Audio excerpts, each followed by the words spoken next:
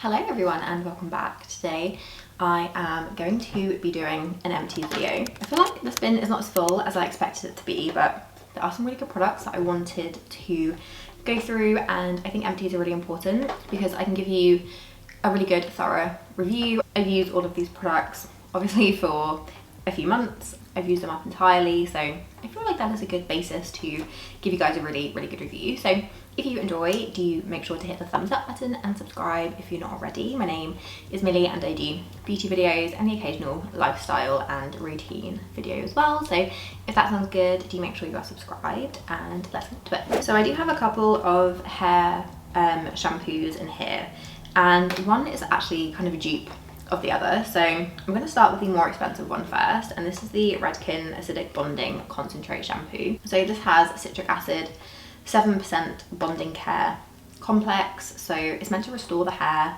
I do have quite a lot of breakage around my roots.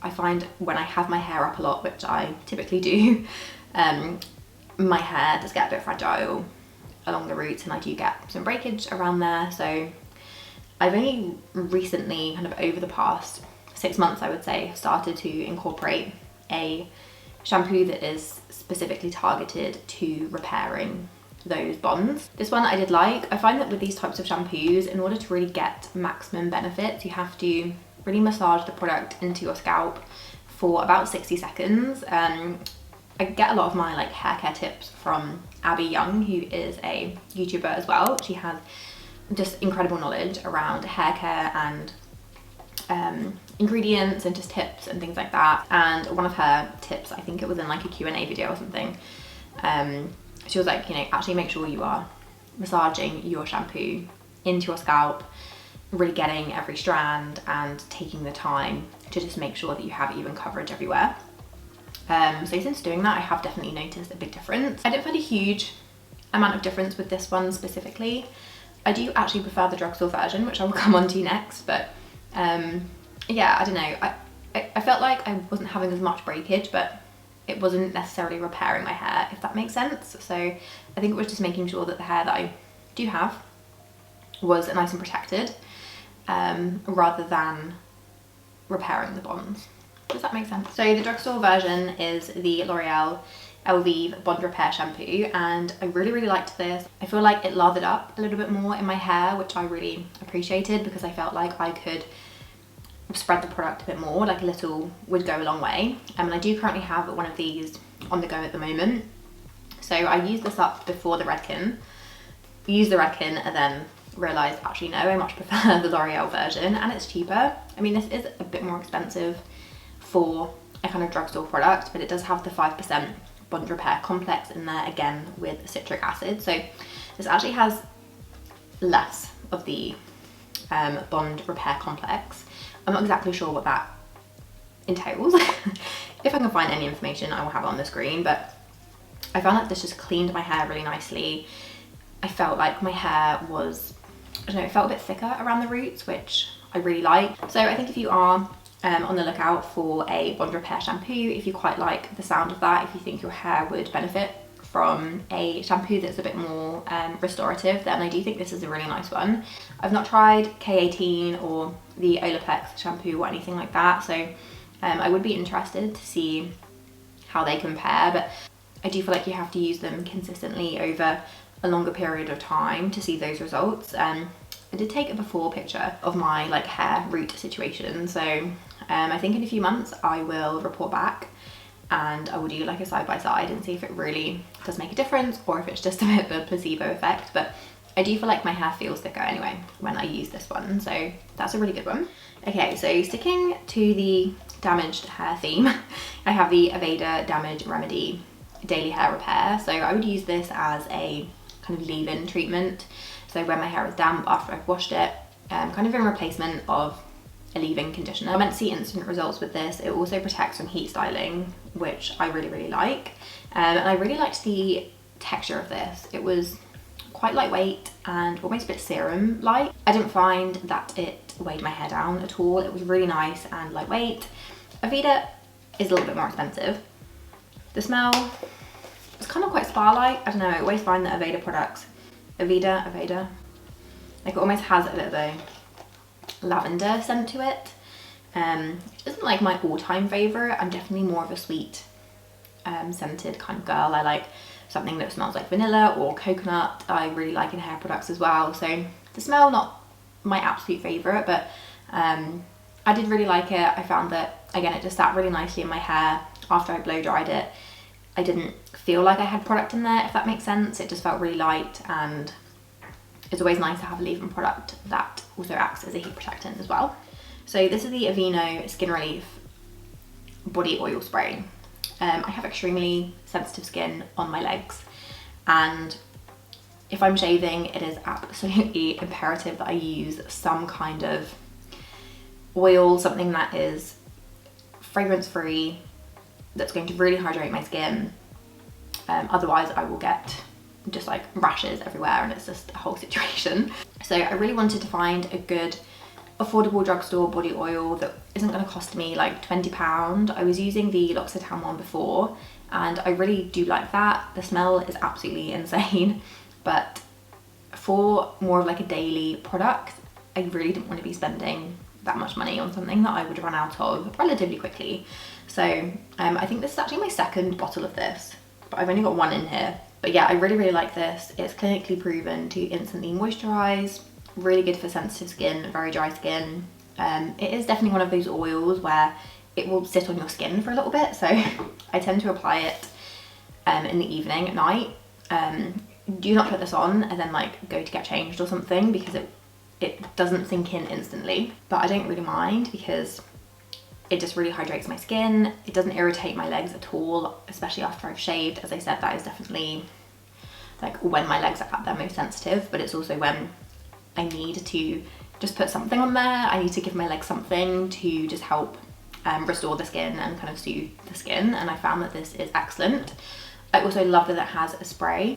It just makes it a lot less messy. It's a bit easier to apply, and I think every body oil should come with a spray because, again, it's just a lot less messy. So yeah, really, really love this. I'm gonna have to go out and repurchase it like ASAP because I think it's just an absolute incredible body product. I do also have a deodorant in here. I feel like I always have a Mitchum deodorant in these empties videos, but it's probably one of my favorite deodorant brands. I do need a bit more of a heavy duty deodorant. I do sweat quite a lot, especially in the summer, and then I get nervous because I'm sweating, and that just makes me sweat even more. It's a whole thing. So this is the Mitchum Invisible No White Marks 48 Hour Clear Fresh. Not my favourite Mitchum deodorant. I found it to be really, really wet. If I were to apply this and then put a top on, like, the deodorant would just instantly make my top wet under my arms because it was just a very, very wet formula. So yeah, I'm not sure about this one. I don't think I would repurchase this one, but I do enjoy Mitchum as a whole. Okay, so for skincare, I'll start with the cleansing balm that I used up. Oh my god, and I've cut this in half because there's always so much excess product in here. This is the Inkist Oat Cleansing Balm. This used to be one of my favourite cleansing balms. I really liked that it came in a squeezy tube instead of a tub. I found that that was a bit more of a convenient way to get the product out, and I also found that for travel it was a bit nicer to use, but I think they've changed the formula and the squeezy tube just does not work anymore. I found that I would either get a really, really thick balm, or I would get like the oily residue of the product. You know, you can try and mix it around. Time I would squeeze a bit out, I would just think, oh, okay, that hasn't really mixed well. Again, it would either be really, really thick or just like a liquid oil. So that's a bit of a shame. I also didn't find it as effective as I had done in previous years. So I think this is the last time I'm going to be using the Inkist Oat Cleansing Balm. It is a really nice one if you have sensitive skin, but I just don't think the squeezy tube really works anymore with the new formula. It just doesn't, you can't really mix the product around. Like, it's a very inconsistent product to use. I think that's probably the best way to describe it. So that's a shame. It is quite cheap, but again, I still think that there are other better, more affordable cleansing balms on the market. And then for a cleanser, this is the Peach and Lily Power Calm Hydrating Gel Cleanser. I did really like this. I don't think I would repurchase it. It wasn't anything that blew me away.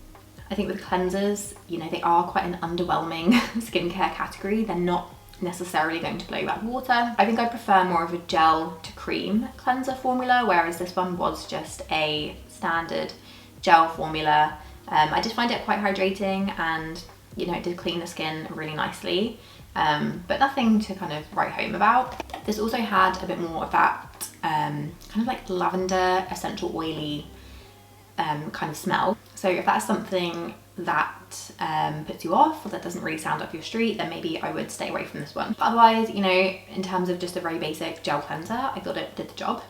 Another Peach and Lily product I have is their Matcha Pudding Antioxidant Cream.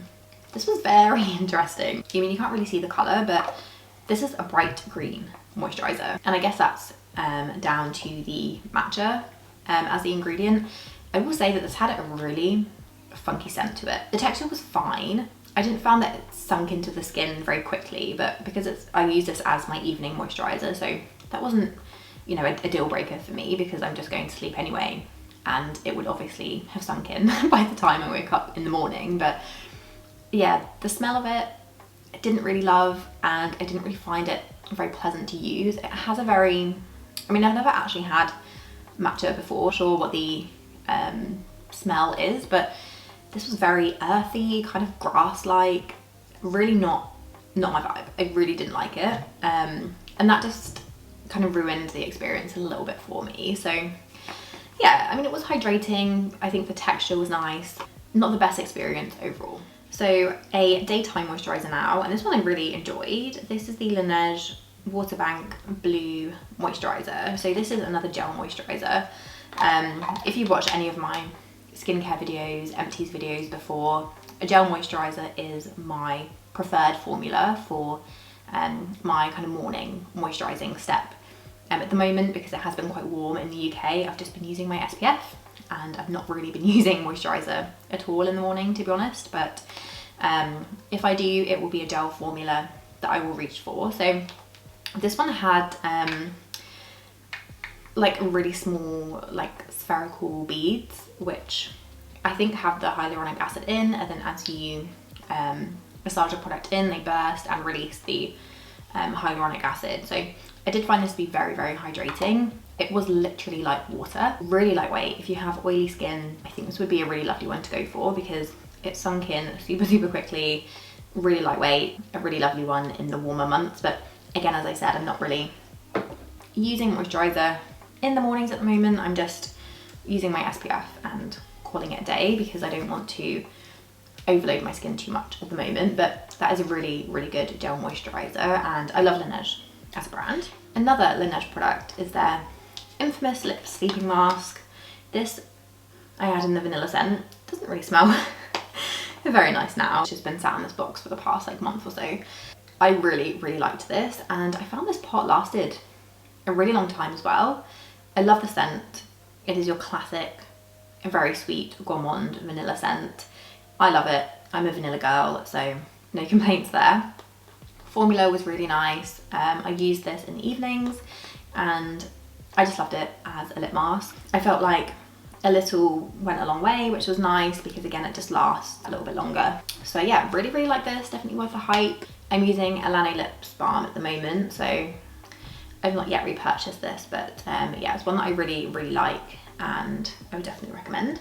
And then another lip balm. This is just a mini one from Fresh. This is their Caramel Sugar Hydrating Lip Balm. I really like these lip balms from Fresh, and the scents are just to die for.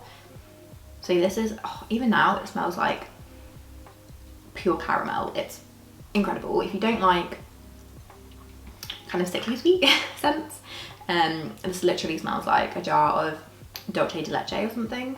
It's just amazing. And I do find that all of the Fresh sugar lip balms, they do have a very strong scent. So whatever scent you buy, you know, be prepared to have your nostrils overwhelmed by the scent. But I personally love this, the caramel. Oh, I just ate it up. I didn't literally eat it, but I really, really love the scent. And this was just in my travel bag for quite a while as well, so I actually used this up when we were in Australia. So the little mini pot, it was just really easy to throw into my carry-on bag.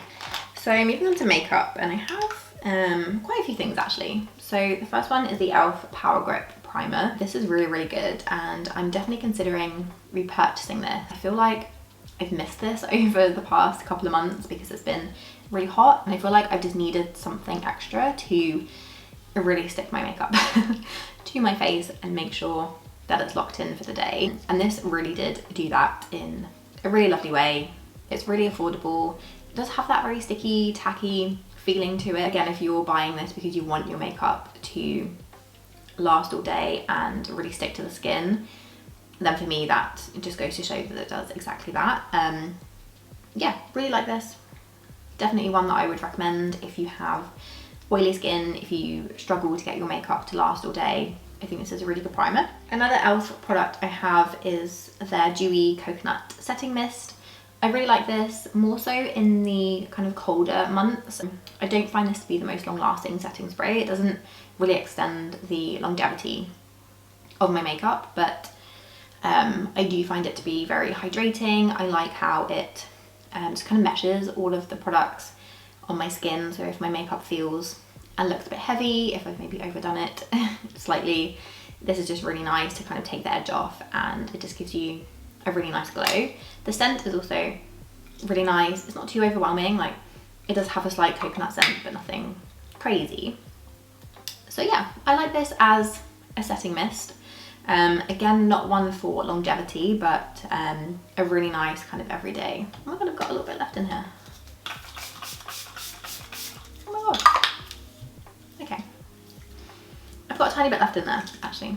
Lovely. So I'm going to put that over there. So I've got two brow products that I've used up. The first one is the e.l.f. Ultra Precise Brow Pencil. The shade, oh my god, is so small on the end here. Cool Brown. So this is just one of those very fine-tipped brow pencils. I don't always use a brow pencil, to be honest. I'm not super fussed. I do feel like a lot of them perform very similarly. This one is very, very cheap, and I do recommend it. I like it has the spoolie on the end as well. Very fine. I also like the cool brown colour. I often find that brow products can lean a little bit on the warm side, or they just pull way too dark in my brows, and you know, I do have dark hair obviously, but I don't like my brows to be too bold and intense. So I found this colour really nice. I like the formula. The pencil was definitely really fine.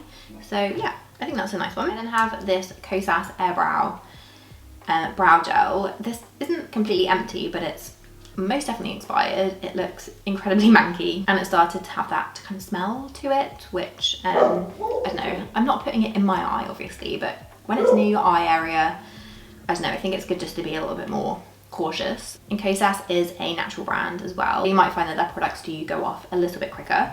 I really, really liked this. It held my brows in place really, really well. I love the very small spoolie as well. I guess the only complaint would be you might find it a bit harder to kind of use the product entirely because it will go off a bit quicker, especially if you have other products in your rotation that you're using. But I really, really liked this. I would definitely repurchase. I really liked the tinted version as well. So I have a mascara here as well. This is just the mini Bobbi Brown Smoky Eye Mascara. Not my favourite mascara. I found that it did smudge on me. It is a very volumizing.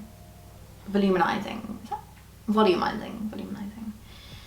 Added a lot of volume to my lashes. I felt like I kind of lost the definition a little bit. If you were to build it, I found that it clumped my lashes together a little bit. It also smudged on me. Not my favourite mascara in the world. I mean, if you're going out in the evening and you have quite an intense smoky eye, as the name would suggest, I do think that this mascara would be really good because it does create a lot of impact on the lashes, and oftentimes if you're doing a heavier eye look and you're not using false lashes, your lashes can kind of fade away a little bit, so it's hard to get that definition. But you know, I think this is really good. It's a very black mascara as well, but just not my favourite for everyday. And then last but not least, definitely not least, this is my Nude Sticks Bondi Bay, which I'm officially retiring.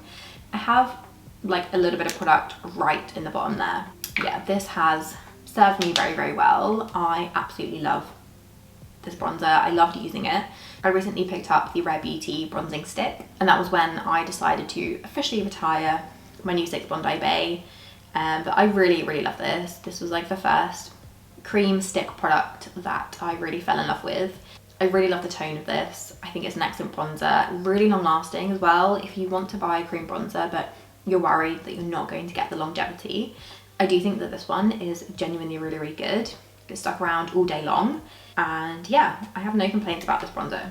Well, maybe my only complaint is the silly brush on the end, which, let's be honest, no one really uses, but you know, that doesn't impact my experience. Really love this, love Nude Sticks as a brand. I do think that their stick products are really, really good, and again, very long lasting. So those were all of my empties that I wanted to share. I feel like this wasn't the longest empties in the world, but I do really enjoy filming them. Again, I think it's a good opportunity to share those products that maybe I wouldn't typically talk about, and having used the products up entirely, I think it's just a really good opportunity to share some quick kind of speed reviews. So I really hope that you enjoyed. If you did, don't forget to hit the thumbs up button and subscribe if you're not already, and I will see you in my next one. Bye.